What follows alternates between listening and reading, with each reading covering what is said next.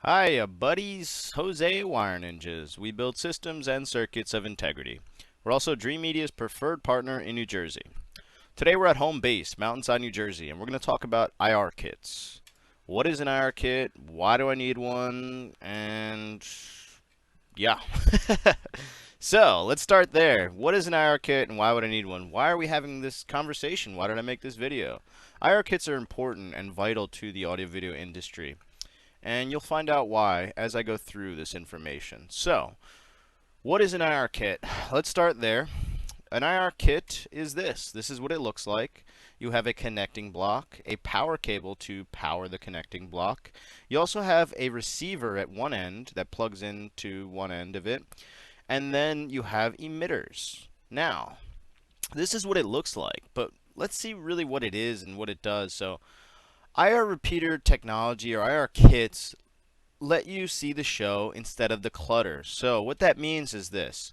Typically you have a TV or a projector and a screen for viewing, and then you have maybe an audio device to drive an external audio system, or simply source devices, whether it's a cable box, a Blu-ray player, a media streamer, Apple TV, stuff like that. So when it comes to audio video, you need something to watch it on. You need to hear it, which is either the TV speakers or external audio, a theater, 5.1 surround sound. So with all these audio video equipment devices, we need to be able to control them. They all come with factory remotes, and what an IR kit allows you to do is go from this on the left to this on the right. You can relocate the equipment into a media cabinet concealed or into another room entirely. And the way that happens is all the remotes for these devices communicate with these devices through IR data transmission. And it's great for many reasons. It's great.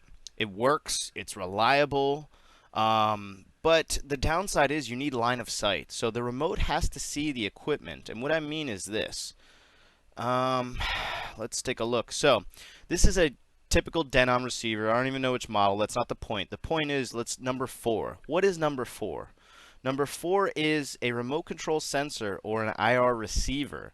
This receives signals from the remote control unit and allows us to control the Denon receiver with the Denon remote. When the equipment's relocated, the remote can no longer see the number 4, the remote control sensor, or the IR receiver. Either way, same thing. Sorry. So, we're going to relocate the equipment, clean up our setup, have just a TV on the wall. We need an IR kit to make that happen. The IR kit is like the conduit between the two.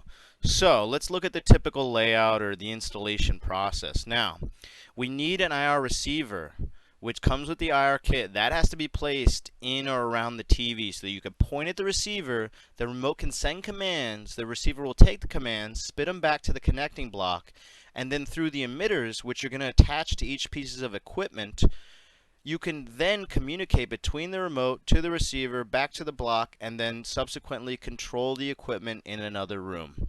This is the beauty and goal of an IR kit. This is why we use them so often. This is why we're talking about this, because I use them all the time. Because in a more professional or a better audio video installation, you're going to want to relocate equipment. It offers you better aesthetics. It offers you, you get your space back. You're not using up all this space housing all this equipment in the room.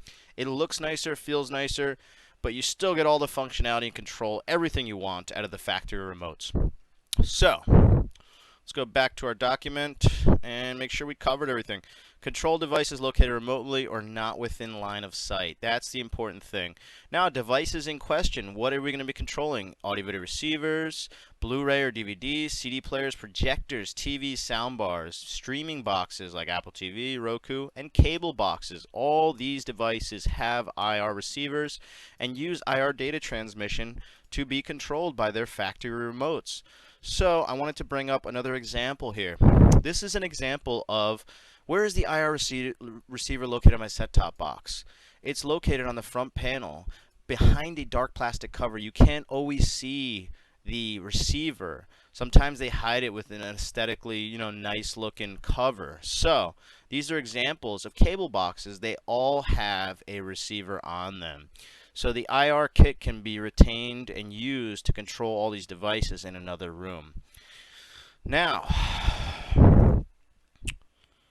that's what an IR kit, and that's what it does. A little bit more on how to connect this thing.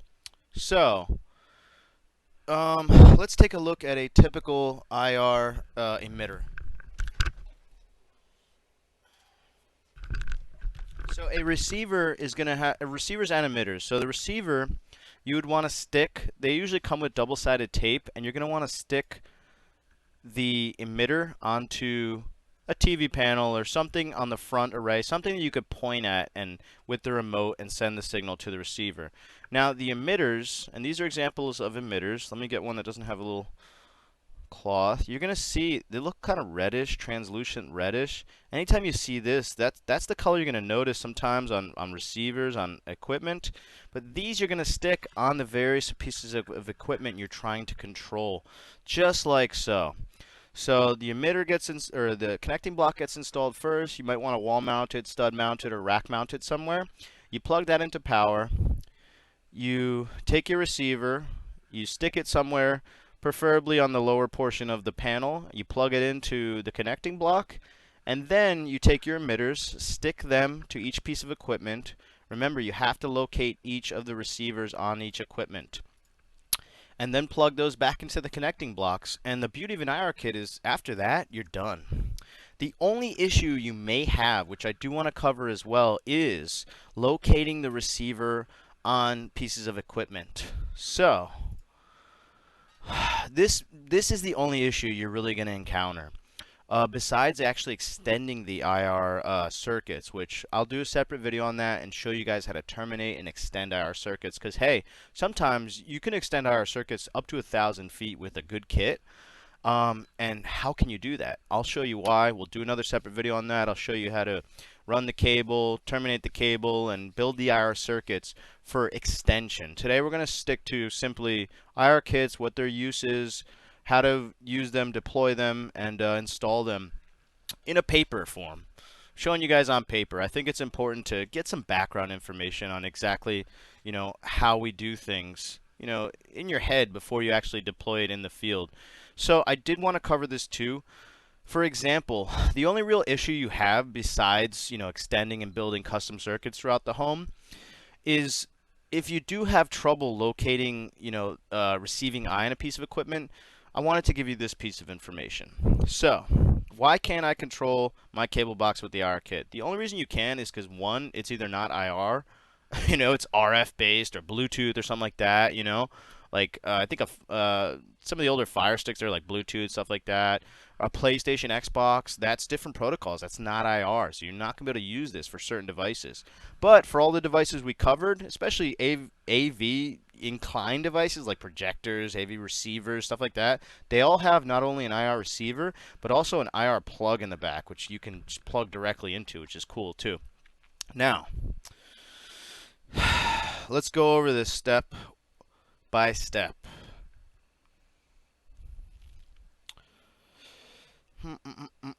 So see, that's what I said. All right, so let's focus on finding the eye. And what do I mean by finding the eye? You can look up your device and look up a manual and see where the eye is. If you can't do that, you're going to want to refer to this. This is the important thing. Have an additional person help locate the proper emitter location on a cable box. Same applies for a projector, AVR, Blu-ray. Like I said, you can't always visually see the eye, but what you can do is one person needs to press down and hold one of the buttons on the remote. If it's cable box, channel, if it's an AVR, volume, something, you need to send a command, a constant command, so that you can know if you're going to receive the signal. So one person needs to press and hold down a button on the remote while you're pointing at the receiver. Another person should hold the emitter 1/16 of an inch away from the faceplate of the cable box or any other piece of equipment, AV receiver, whatever it is. Slowly move it around until it changes the channels continuously. Once channels are changing flawlessly, place the emitter in that location. So you can literally manually find the location of an IR receiver if you can't look up a manual and find it this way. I have good examples of this. You can't see these, but they're pointed out in this, little dock. But for example, if you pretend the mouse is the emitter, you're going to want to run the emitter around the faceplate until you find the location where you're sending your signals.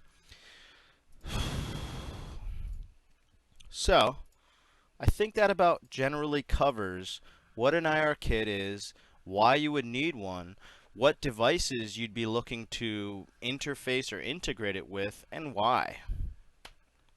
I think that's about it. So, thanks for watching. We'll see you next time.